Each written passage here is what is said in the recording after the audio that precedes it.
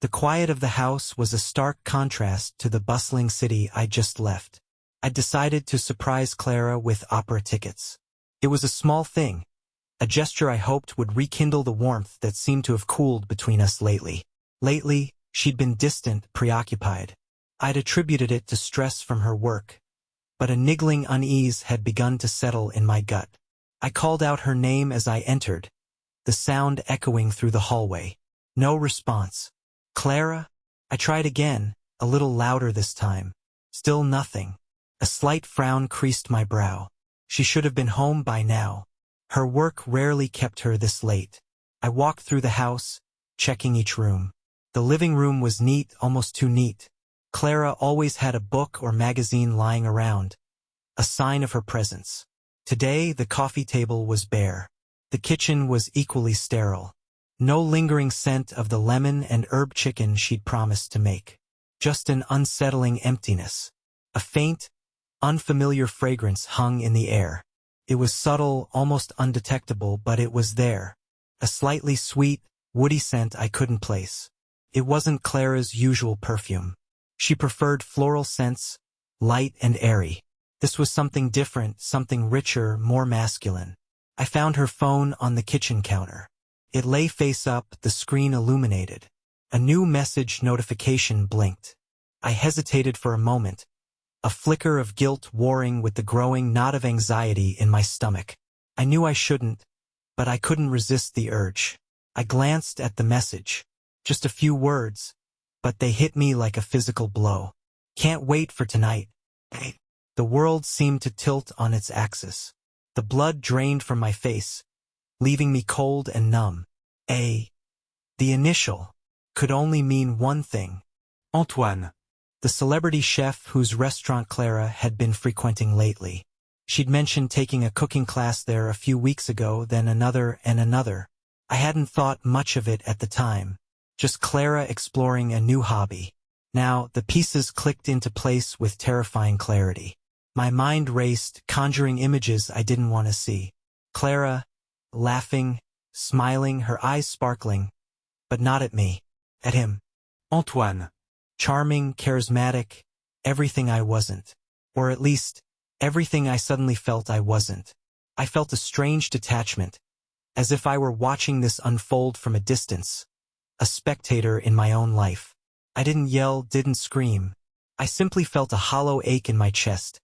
A cold, empty space where warmth and trust had once resided. I placed Clara's phone back on the counter, the message still glowing on the screen. I turned and walked out of the house, the opera tickets still clutched in my hand. The surprise I'd planned for Clara now felt like a cruel joke. The city lights blurred as I drove, my mind a whirlwind of confusion and disbelief. I found myself heading towards the river, a place I often went to clear my head. The rhythmic rush of the water usually had a calming effect, but tonight, it only amplified the turmoil within me. I parked the car and walked along the embankment, the cold night air biting at my skin. I needed to make sense of what I'd just seen, of the message on Clara's phone. Antoine. The name echoed in my mind, a constant reminder of the betrayal I suspected, or perhaps knew. I thought of Clara, her smile, the way her eyes crinkled at the corners when she laughed, the gentle touch of her hand on my arm. Had it all been an act? Had our years together been nothing more than a carefully constructed facade? The questions swirled in my head, each one a sharp, painful jab. How could she do this to me? To us? I had always tried to be a good husband, to provide her with a comfortable life, to give her everything she wanted. Had that not been enough? Was I not enough? I replayed our relationship in my mind, searching for clues, for signs I might have missed. Had there been a change in her behavior? A shift in her affections? I remembered her spending more time out of the house lately, her frequent yoga classes that always seemed to run late. I trusted her implicitly. Now, that trust felt like a foolish mistake. The yoga classes.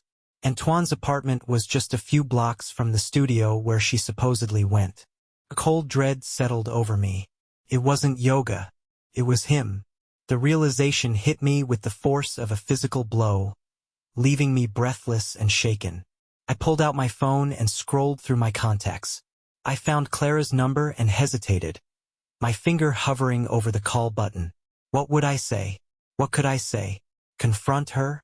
Accuse her? The words felt hollow, inadequate.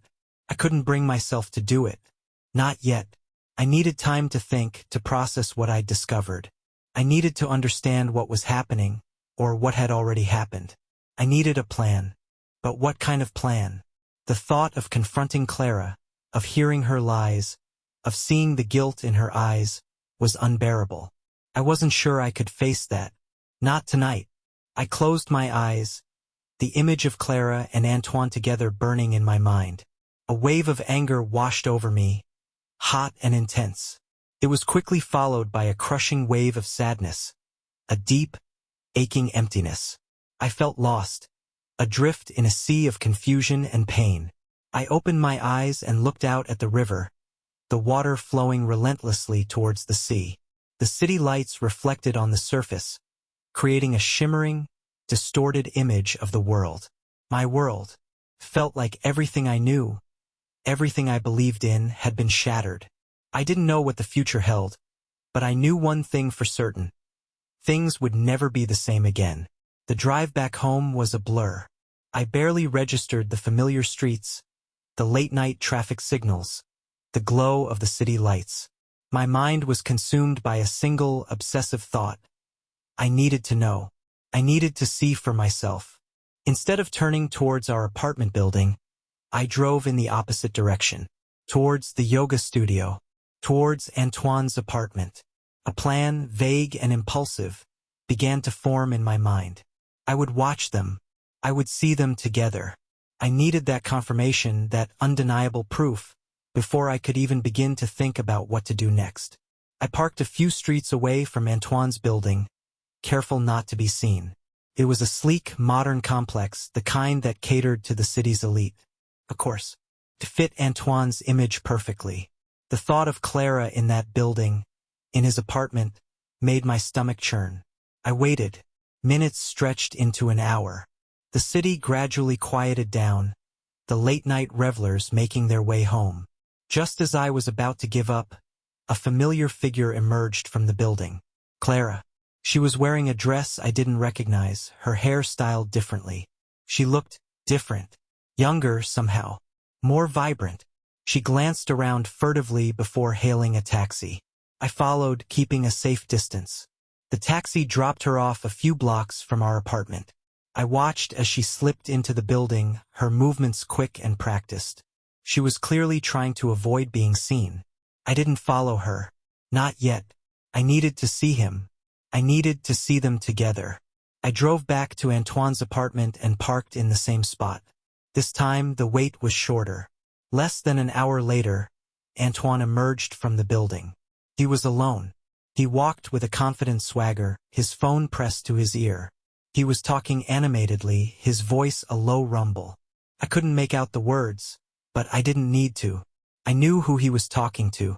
I watched him get into his car, a sleek sports car that screamed wealth and success. He drove away, leaving me alone with my thoughts. I had seen enough. The confirmation I craved was a bitter pill to swallow. It was real. Their affair was real. I sat in my car, the engine idling, the silence pressing in on me. The anger I had felt earlier was gone, replaced by a cold, calculating resolve. I would not confront them. Not yet. I had a different plan. A plan that was slowly taking shape in my mind. A plan that would require patience, precision, and a ruthlessness I didn't know I possessed. The following days were a blur of normalcy and surveillance. I went through the motions of my life, going to work, attending meetings, interacting with colleagues. No one suspected a thing. I was, after all, Julian the architect. Calm, collected, always in control. The mask I wore was flawless. But beneath the surface, a storm was brewing. I spent my evenings and weekends observing them. I followed Clara to her yoga classes, watching as she disappeared into Antoine's apartment building. I lingered in cafes across the street from his restaurant, observing his interactions with the staff, his clientele, the way he moved through his domain with an air of effortless charm. I learned their routines, their habits, their weaknesses. I discovered that Antoine was obsessed with his public image, with maintaining his reputation as the culinary world's golden boy. He meticulously cultivated his persona, carefully controlling every aspect of his public life. Clara, on the other hand, craved attention and validation. She thrived on the excitement of their secret affair, the thrill of being desired by a man like Antoine. I watched them from a distance, a silent observer of their betrayal. I saw the way they looked at each other, the stolen glances, the lingering touches. Each interaction was a knife twisting in my gut, a constant reminder of what I had lost. But with each passing day, the pain was slowly giving way to something else. Cold, hard anger, a desire for retribution. I began to see them not as individuals but as targets. Their happiness, their success, their carefully constructed lives, it all became fuel for the fire that was burning within me. I started sketching, not buildings, not the intricate designs that were my livelihood, but something different. Plans. Intricate, detailed plans. Not for structures of steel and concrete, but for something far more fragile, their reputations, their careers, their lives. I researched Antoine's past, his business dealings, his personal relationships. I delved into Clara's social circles, her online presence, her vulnerabilities. I was like a spider, patiently weaving a web, waiting for the right moment to strike. The architect in me, the one who meticulously planned every detail, every angle, every possible outcome, was now focused on a different kind of construction. A construction of destruction. I would not simply hurt them. I would dismantle their lives, piece by piece, carefully and deliberately. I would make them pay for what they had done. I would have my revenge. My plan began to take shape. It wouldn't be a quick, impulsive act of revenge. No, this would be a slow burn, a carefully orchestrated downfall. I would use their own weaknesses against them, their own desires and fears as weapons. Antoine's obsession with his image was his Achilles heel. He thrived on public adoration, on the accolades of the culinary world. To strip him of that, to expose him as a fraud, would be a devastating blow. And Clara, with her craving for attention and social acceptance, would crumble under the weight of public shame. The first step was subtle, almost invisible. I created an anonymous email account and sent a series of carefully worded tips to a popular gossip blog. Nothing concrete, just hints of an affair, whispers of indiscretions. I attached a few photos I had taken of Clara and Antoine together, their faces blurred just enough to be suggestive but not conclusive. The blog, always hungry for scandal, published the story. It wasn't front-page news, but it was enough to plant the seeds of doubt. The whispers started, the rumors spread. I watched as Antoine's carefully crafted facade began to crack. He became more guarded in his public appearances, his smile strained, his eyes darting nervously. Clara, too, felt the shift. Her friends started to distance themselves, their once warm greetings replaced with cool nods and averted gazes. The invitations to social events dwindled. The life she had enjoyed, the life I had provided, was slowly slipping away. I observed their discomfort with a detached satisfaction. It wasn't enough, not yet. But it was a start. The foundation had been laid. Now it was time to build upon it. I continued my surveillance, documenting their every move. I learned about Antoine's suppliers, his staff, his financial dealings. I discovered a pattern of questionable practices, corners cut, regulations ignored, information that could be easily exploited. I also delved deeper into Clara's life. I found her online profiles, her social media accounts, her private messages. I learned about her insecurities, her fears, her hidden desires. I discovered a vulnerability I hadn't known existed, a fragility masked by her confident exterior. The architect in me, the one who saw patterns and possibilities where others saw only chaos, was now focused on a different kind of design. A design for destruction. I would use their own secrets against them, their own weaknesses as weapons. I would turn their world upside down, leaving them exposed and vulnerable. The game had begun. and I was playing for keeps. The gossip blog's initial post had created a ripple, but I needed a wave. Antoine, ever the showman, had scheduled a live cooking demonstration at a prestigious food festival. It was the perfect opportunity. I arrived at the festival early, blending into the crowd. I watched as Antoine took the stage, his usual charisma amplified for the large audience. He was a master of his craft, his movements fluid and precise as he prepared his signature dish. The crowd was captivated, hanging on his every word. I waited for the right moment. Just as Antoine was about to present his finished dish, I made my move. I had brought a small, powerful projector with me, hidden in a nondescript backpack. I positioned it carefully, aiming it at the large screen behind Antoine. As he beamed at the audience, a series of images flashed across the screen behind him. Photos of him and Clara, this time clear and undeniable. Images of them kissing, embracing, their faces filled with passion. The crowd gasped, their attention shifting from the culinary masterpiece to the scandal unfolding before their eyes. Antoine froze, his face a mask of shock and disbelief. He stammered, trying to regain control of the situation, but it was too late. The damage was done. The whispers turned to murmurs, then to outright gasps and exclamations. Cameras flashed, capturing his humiliation for posterity. I slipped away unnoticed, leaving behind a scene of chaos and confusion. The next day, the photos were everywhere. Newspapers, magazines, websites, all splashed with the story of the celebrity chef's affair. Antoine's carefully cultivated image lay in ruins. The fallout was swift and brutal. Reservations at his restaurant plummeted. Critics who had once sung his praises now penned scathing reviews, questioning not only his character but also his culinary skills. Sponsors withdrew their support, and television appearances were canceled. Antoine, the golden boy, had become a pariah. I watched his downfall with a cold satisfaction. It was a meticulously planned demolition, and I was the architect.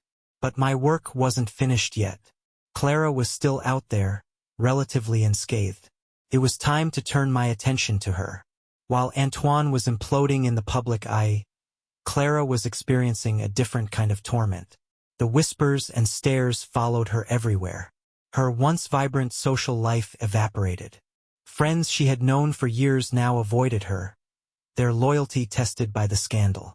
The comfortable life she had taken for granted, the life I had provided, was now tainted with shame. She was no longer the admired wife of a successful architect, but the other woman, the homewrecker. Her name was whispered in hushed tones, her reputation irrevocably tarnished. I watched her unravel from a distance. Her confident facade crumbled, replaced by a growing anxiety. She started losing weight, her eyes shadowed with worry. The joy she had found in her affair with Antoine was replaced by fear and regret. She tried to reach out to me, to explain, to apologize. But I remained distant, my demeanor cool and unreadable. I answered her calls with curt replies, my voice devoid of emotion. I was a ghost in her life, a constant reminder of her betrayal. I knew she was suffering, but it wasn't enough. Not yet. I wanted her to understand the consequences of her actions, the pain she had inflicted. I wanted her to feel the isolation, the shame, the loss of everything she held dear. I continued to orchestrate her downfall, subtly manipulating her social circle, feeding the gossip mill with carefully chosen tidbits of information. I even created fake online profiles, posting comments and reviews that further tarnished her reputation. I was relentless, my pursuit of revenge fueled by a cold, calculating anger.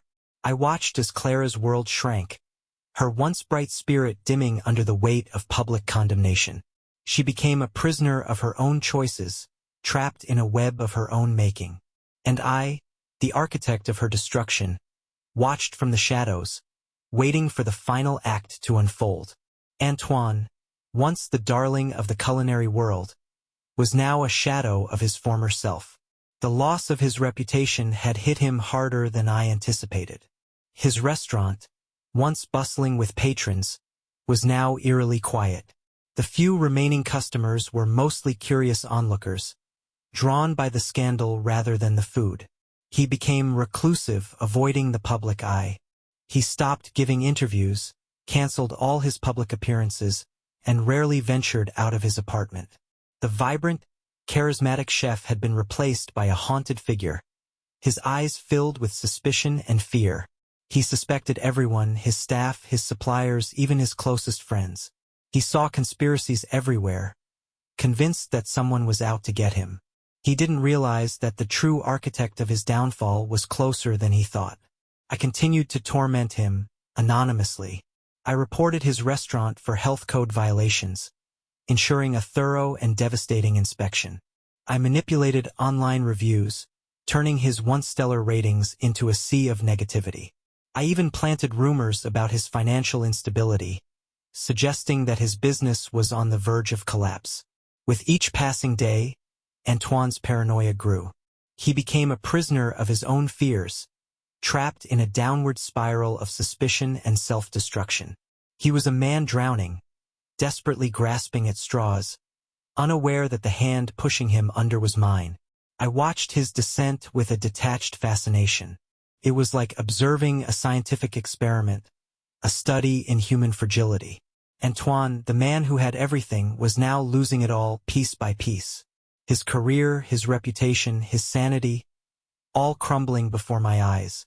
And I, the architect of his ruin, remained hidden in the shadows, pulling the strings, orchestrating his downfall with cold, calculated precision. Clara, unable to bear the weight of public shame and isolation any longer, finally broke. She came to me, her eyes red and swollen, her voice trembling. She confessed everything, the affair, the lies, the betrayal. She begged for forgiveness, pleading for a second chance. I listened impassively, my face betraying no emotion. I had waited for this moment, anticipated it, planned for it. And yet, when it finally arrived, I felt nothing but a hollow emptiness. "Forgiveness is earned, Clara," I said, my voice cold and distant. "Not given." She looked at me, her eyes filled with despair. "What do you want me to do?" she whispered. I saw the desperation in her eyes, the willingness to do anything to salvage her life, her marriage. And in that moment, a new plan began to form in my mind. A final, devastating act of revenge. "I want you to denounce him," I said, my voice hardening. "Publicly, confess to the affair. Tell the world what he is really like. Destroy his reputation completely." Clara hesitated, her face pale. She knew what I was asking.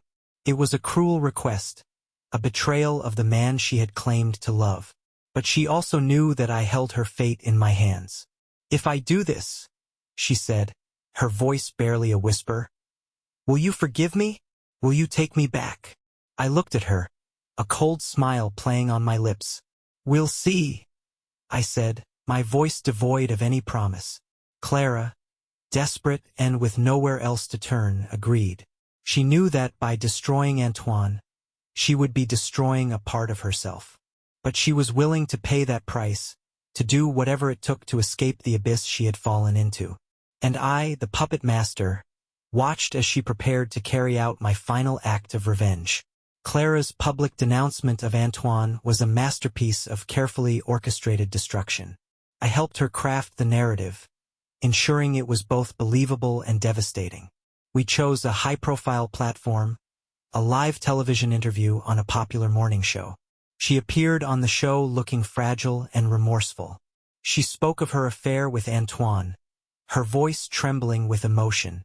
She described his manipulative behavior, his controlling nature, his obsession with fame and success. She painted a picture of a man consumed by his own ego, a man who used people and discarded them without a second thought. Her words were like poison, seeping into the public consciousness.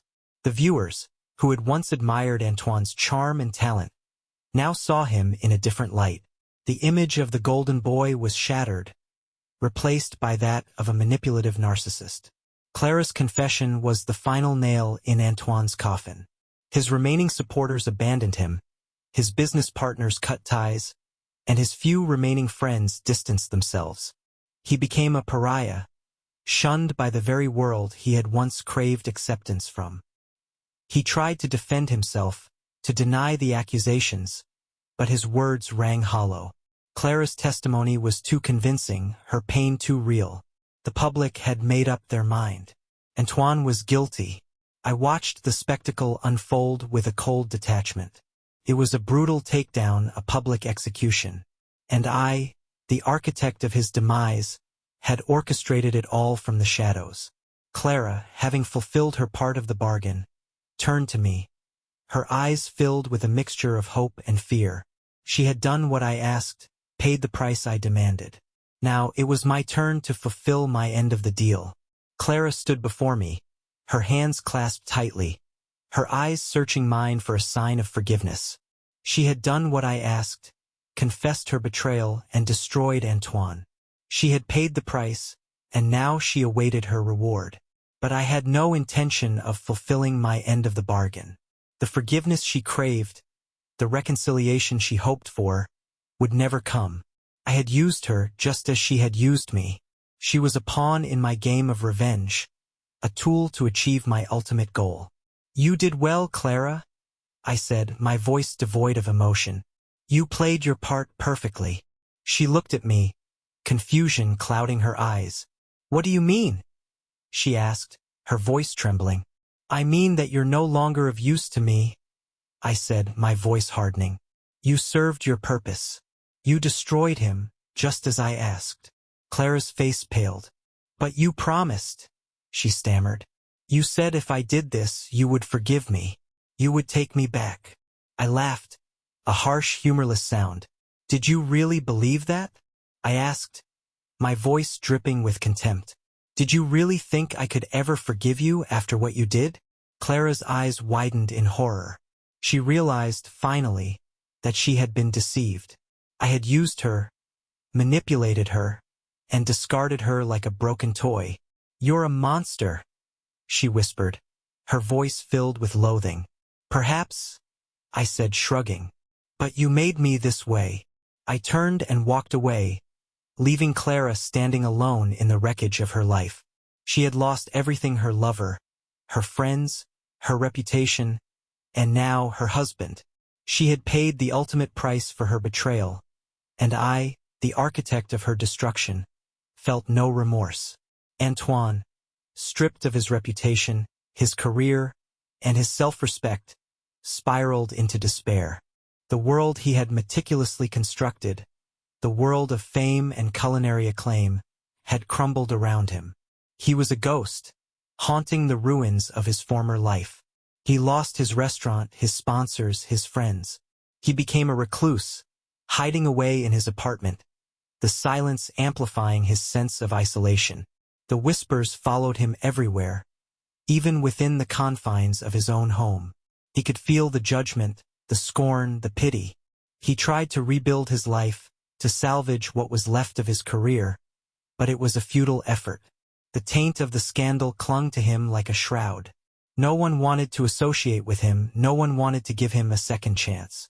He was a pariah, an outcast, a cautionary tale.